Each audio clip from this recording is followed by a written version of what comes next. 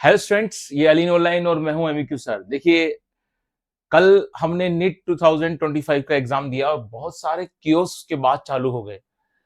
आज आप बच्चों से उसी के लिए डिस्कस करने आया हूं मैं, और आप लोगों को इस बात को समझाने आया हूं कि आपने एग्जाम दे लिया है और अब इन कियोस्क से बचें। ठीक है, तो जो हम थंबनेल में शो कर रहे हैं वैसे ही हमारा कुछ उद्देश्य है कि कुछ सटीक सटीक बातें करें, जिससे आपको थोड़ा तसल्ली मिले, थोड़ा सा आपको सेटिस्फिकेशन मिले। ठीक है, कि आपने जो तैयारी की, जो आपने मेहनत की, और उसके बाद जो पेपर हुआ, उसके बाद एग्जाम के बाद आपके साथ किस तरह की कंडीशन हुई। ठीक है, सबसे पहली बात तो ये कि कट ऑफ किया जाएगी। इस पर भी बहुत सारे अजम्पशंस और बहुत सारे वीडियो लेक्चर्स आने लग गए हैं। ठीक है, एग्जाम लेवल की बात की जा रही है। और अगर मैं आपसे कहूं तो देखिए, मैंने आपको एग्जाम से पहले ही कुछ चीजें बता दी थी, जब मैं आपको बता रहा था कि 5 मिस्टेक्स आप नहीं करेंगे। टॉप 5 मिस्टेक्स जिनको आपको रिमूव करना है, और वो टॉप 5 मिस्टेक्स आप किसी भी यूट्यूब चैनल पर मैच कर लीजिए, वो किसी किसी चैनल से वो मैच नहीं करेंगी। वो मेरी खुद की थी, जो मैंने अपने एक्सपीरियंस लिया उसके आधार पर आपको बतलाई। तो अब मुद्दे की बात क्या है उसको समझते हैं। सबसे पहले बात के पेपर का लेवल कैसा था। देखिए, एनटीए ने, है ना, हम कुछ बातों को सीरियसली करते हैं, ऐसे बिल्कुल नॉर्मली बातें करेंगे तो मजा नहीं आएगा। एनटीए के पास सबसे पहले था क्या, काफी बदनामी हुई थी। पेपर का लेवल स्टैंडर्ड आसान था, 720 प्लस बहुत सारे ले आए थे। ठीक है, तो एक स्टैंडर्ड पेपर बनाना था। मैं हार्ड पेपर की बात नहीं करूंगा, एक स्टैंडर्ड पेपर बनाना था, और एनटीए ने वो पेपर बनाया, तो उसमें कोई बुराई नहीं है। मैं कल कुछ चैनल पे देख रहा था, बहुत बड़े लेवल की कोचिंग है उसके, जो थे मैनेजर डायरेक्टर बोल रहे थे कि इससे हार्ड पेपर मैंने आज तक नहीं देखा। ठीक है भाई, नहीं देखा होगा, बनाया किसने है? एनटीए ने बनाया, समझदार लोगों ने ही बनाया। तो चाहते क्या थे वो आप लोगों से? स्टैंडर्ड पेपर इसलिए था ताकि वो 7+720 वाला जो बुखार था पहले तो वो उतर जाए, क्योंकि किसी कंपटीशन में पूरे मार्क्स लाना अपने आप में टेढ़ी खीर है। पहले तो इस बुखार को उतारना था, और मुझे लगता है कि बुखार उतर चुका होगा।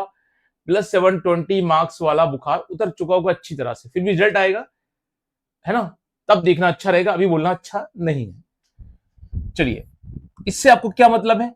इससे मतलब यह है कि कई लोग टफ और हार्ड लिख रहे हैं, थंबनेल में बहुत टफ पेपर आया, हार्ड आया, किसी बच्चे को रोता हुआ दिखा दिया। अरे यार, इतने सारे, मैंने उस दिन भी आपसे कहा था, मैं हर लेक्चर में आपसे कह रहा हूं, देखिए आजकल का बच्चा किसी यूट्यूबर को देखता है जो एक्सपीरियंस नहीं है, जिसने अभी नेट का एग्जाम दिया और जो एमबीबीएस कर रहा है वो बच्चे को देखता है, या कुछ नए जो है, मैं नहीं बोलना चाहता नेम के साथ, जिनको कोई एक्सपीरियंस नहीं है खुद की। आप देखोगे तो एज से ऐसे लगेंगे छोटे छोटे बच्चे हैं, वो यूट्यूबर है, चाहे वो कोई भी हो, मेल हो फीमेल हो, मैं उसकी बात नहीं कर रहा हूं, मैं नॉर्मल बात कर रहा हूं। बिल्कुल नए नए यूट्यूबर बच्चे बच्चे हैं, वो बता रहे हैं, वो राय दे रहे हैं कि ऐसे करना चाहिए बेटा, ऐसे कर लेना, वैसे कर लेना। अरे आपका एक्सपीरियंस ही कितना जो आप राय दोगे? जब भी किसी को राय दी जाती है तो उसके लिए एक्सपीरियंस होना चाहिए आप लोगों में। तो इस पेपर की तैयारी के लिए किसी भी टीचर्स ने बच्चों को पहले से तैयार किया ही नहीं था। मैंने आपसे बार बार कहा था कि एनटीए का पेपर हार्ड आया, सिंपल आया, इस चक्कर में मत पड़ना। एनटीए पेपर स्टैंडर्ड बनाएगा, वो स्टैंडर्ड पेपर बनाया। अब स्टैंडर्ड पेपर बनाने में प्रॉब्लम क्या हुई वो देखिए, क्या पेपर की कंडीशन थी। जो फिजिक्स थी, केमिस्ट्री थी और बायो थी, पीसीबी का। अब बच्चे का ऑर्डर मैंने आपको कहा था कि ये साइकोलॉजिकल थॉट है, आप चाहे तो मेरे पिछले लेक्चर्स चेक कर लें, मैंने उनको अपडेट करके 2026 कर रखा है नेट का, लेकिन वो मेटा 25 का है। अगर आप उनको देखोगे तो एक साइकोलॉजी वाली क्लास को देखिए आप, उसमें मैंने आपसे बात की है। 5 मेजर मिस्टेक्स वाली क्लास में मैंने आपसे बात की है कि पीसीबी का ऑर्डर डिसाइड करना और टाइम मैनेजमेंट करना, बच्चे सुन तो लेते हैं लेकिन इस चीज को मैनेज नहीं कर पाते। और मैंने बकायदा आपको बिल्कुल कंटिन्यूअसली विद मिनट्स बतलाया था कि इतने मिनट्स में आपको की भरनी है, इतने मिनट में बायो करनी, इतने मिनट में केमिस्ट्री करनी, इतने मिनट फिजिक्स करनी है। अगर आप इसे चूके तो फिर चूकेंगे।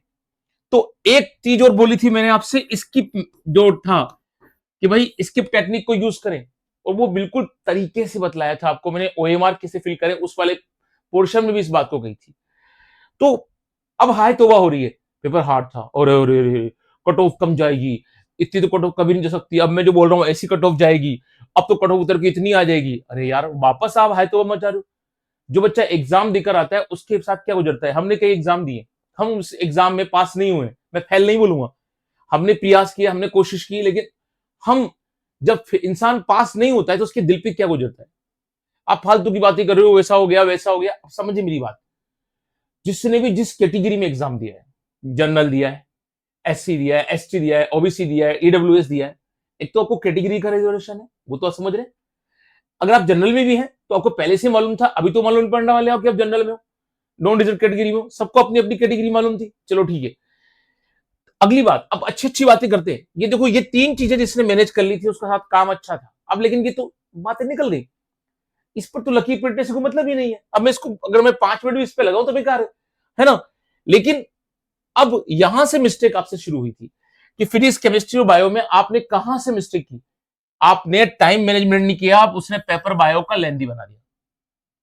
पढ़िए, खूब पढ़िए, पढ़ पढ़ के सोचिए, और इस सोचने के चक्कर में क्या होगा, जो आपके 90 क्वेश्चन के लिए जो टाइम फ्रेम है वो टाइम फ्रेम जाएगा, किसका जाएगा, केमिस्ट्री का भी टाइम फ्रेम खा जाओगे आप और फिजिक्स का भी खाओगे। कई बच्चों ने मुझे कहा कम से कम 100 कॉल मेरे पास आए कि सर ये जो बायो के पोर्शन को पढ़ने में बहुत टाइम लग गया, उससे केमिस्ट्री फिजिक्स भी हुई। किसी ने फिजिक्स को पहले अटेंड कर लिया तो फिजिक्स को टफेस्ट बतलाया गया, है ना। कई फिजिक्स वाले कह रहे हैं कि सर टफेस्ट पेपर था हिस्ट्री की जो ये नीट की उसमें। अरे भाई हमने पेपर दिए हैं, टफेस्ट पेपर क्या होता है, ठीक है। पेपर वैसा ही था जैसा उसको बनाना था, उसने साइकोलॉजिकल थॉट लगाई, फिजिक्स के पेपर को घुमाया, केमिस्ट्री के पेपर को थोड़ा घुमाया, बायो के पेपर को लेंदी बनाया पढ़ने में और सोचने में। बायो भी अपने आप में बात करूं, मैं अभी थंबनेल लगा दूं सबसे टफेस्ट पेपर बायो का, अरे फालतू बातें ही है ना। तो सॉरी, साइकोलॉजी का पेपर उसने ये करा कि बायो के पेपर को लेंदी बनाया जिससे केमिस्ट्री फिजिक्स में बच्चा पढ़ जाए। अगर आपने इस जाल को समझ लिया था तो आपको पहले हैंड में वो क्वेश्चन कर लेने थे बायो के जो आपको एक हाथ में आ रहे थे, केमिस्ट्री के आ रहे थे, फिजिक्स के आ रहे थे, आपका काम खत्म था। लेकिन ये तो लकीर पीटने वाली बात होगी ना। तो इसको समझ लें कि उसने करा यही है कि बायो के पेपर को उसने लेंदी बनाकर केमिस्ट्री और फिजिक्स का टाइम को उसने खा लिया। अब जिस बच्चे ने इसको मैनेज कर लिया उसके लिए तो सारा काम हो गया, और उसके बाद जिसको मैनेज नहीं करा वो फिर वो उसी को आप सांत्वना दोगे कि बेटा यार पेपर टफेस्ट आया था, लेकिन कोई टफेस्ट नहीं था। अब इसका फायदा देखिए, अगर आपने स्किप वाले टेक्निक का यूज किया और जो क्वेश्चंस आपको नहीं आ रहे थे उनको स्किप करते गए और टाइम बचाया, तो अगर आपने अपने स्कोर में, है ना, बायो में जिससे 90 क्वेश्चन थे और 90 क्वेश्चन में से 65 में से आपके 75 तक भी हैं, कैटेगरी वाइज बता रहा हूं मैं, लोअर कैटेगरी में किसी भी कैटेगरीज में आप आ रहे हैं तो अलग अलग नीचे से लेकर ऊपर तक चले, ये क्वेश्चन भी अगर आपने सही कर दिए हैं तो बहुत अच्छी बात है। ये क्वेश्चन अगर आप लोगों के इस कैटेगरी में सही हो गए हैं तो नो प्रॉब्लम, नो प्रॉब्लम, आपका काम हो जाएगा। ये काट पीट के निकाल रहा हूं मैं, इतने क्वेश्चन हो जाते हैं। अब एक बच्चा बोलेगा सर बायो में तो 75, बायो को तो मैं न्यू कर, अब पेपर चेक कर लीजिए, क्वेश्चन सभी की आएगी, चेक कर लीजिए। कल मैंने देखा कितने यूट्यूबर ऐसे थे जिन्होंने कल पूरे 90 क्वेश्चन को एक साथ सोल्व कराया, मैंने कराया है ना, और पेपर सोल्व होती कराया है, क्वेश्चन के आंसर तक नहीं मिल रहे थे यूट्यूबर को, ठीक है। वो कहां थे, कहां थे वो, क्लियर। तो कहने का मतलब ओवरऑल आप लोगों से ये चीज आप लोगों का ध्यान रखें। अगर इस कैटेगरी में भी आप पूछ रहे हैं तो बहुत बढ़िया है, काहे की हाय तो मचा रहे हो। पेपर का तरीका ऐसा था, तो आप अपने आप को, जितने बच्चों ने एग्जाम दिया है, चाहे वो इस को देख रहे हो, खूब इंटेलिजेंट बच्चे देख रहे हो या नॉर्मल देख रहे हो, जिनको ऐसा लगता है कि हमारे तो बहुत कम मार्क्स आ गए, हम तो फेल रह जाएंगे, इस बार नहीं रहेंगे। इस कैटेगरी के अंदर हैं तो आप आराम से निकलेंगे, और फिर आपकी खुद की जो कैटेगरी है, नए आपका कोटा भी तो है अलग अलग, कि भाई जिसको स्टेट कोटा का चाहिए, जिसको किसी को अपने जो सेंट्रल कोटा का चाहिए, तो उसके हिसाब से भी अलग अलग सिस्टम बनेगा।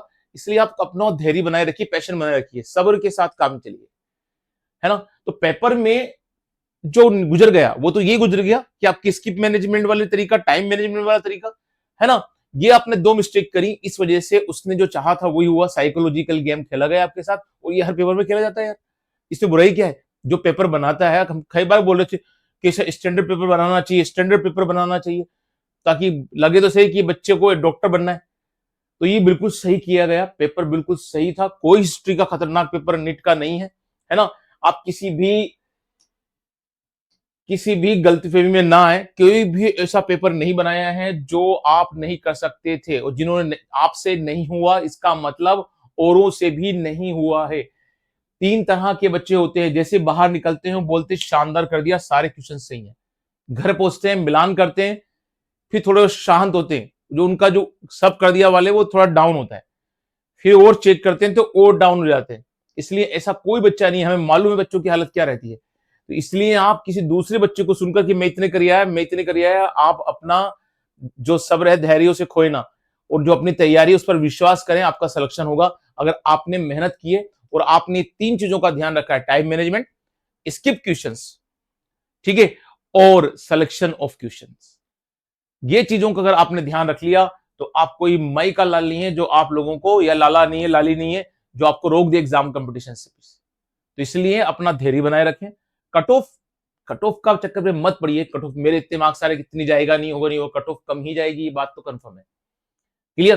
कट ऑफ कम ही जाएगी। पेपर इसीलिए ऐसा बनाया गया है, कोई हार्ड पेपर नहीं था कि जिस क्वेश्चन आपको नहीं है दूसरों को भी नहीं है। क्लियर? जो आपको, मैं खुद जब पेपर सोल्व कर रहा था तो मुझे खुद को कुछ क्वेश्चन पे सोचना पड़ा। अब उस क्वेश्चन की बात मैं आप लोगों से एक अलग क्लास में करूंगा, लेकिन ये क्लास इसलिए थी कि आपने जो किया वो बेस्ट किया। ये पेपर ऐसा था जिसमें स्किप करना था, जिन्होंने किया वो अच्छी बात है, नहीं किया कोई बात नहीं। अभी आप थोड़ा धैर्य बनाए रखें, है ना। अभी आंसर शीट आ जाने, फिर उस पर ऑब्जेक्शंस आएंगे, उसके बाद फाइनल आंसर होंगे, उसके बाद देखेंगे कि कितनी कट ऑफ क्या जाएगी।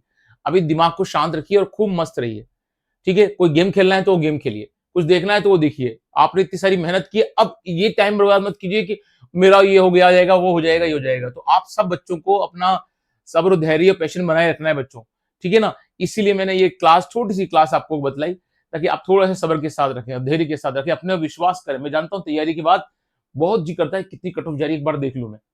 और जो अलग अलग यूट्यूबर्स की फालतू गेम खेल रहे हैं कितनी इतनी जाएगी, किसी को नहीं मालूम। बेटा पेपर स्टैंडर्ड था, आप इनसे तैयार कीजिए, उसके बाद मालूम पड़ेगा कि क्या होने वाला है। तो इसके बाद मैं एक क्लास बतलाऊंगा आप लोगों को, जिसमें हम लोग इस बार पेपर को देखेंगे कि कौन कौन से क्वेश्चन पे कैसे कैसे घुमाया गया। Clear? Okay, good day and good bye.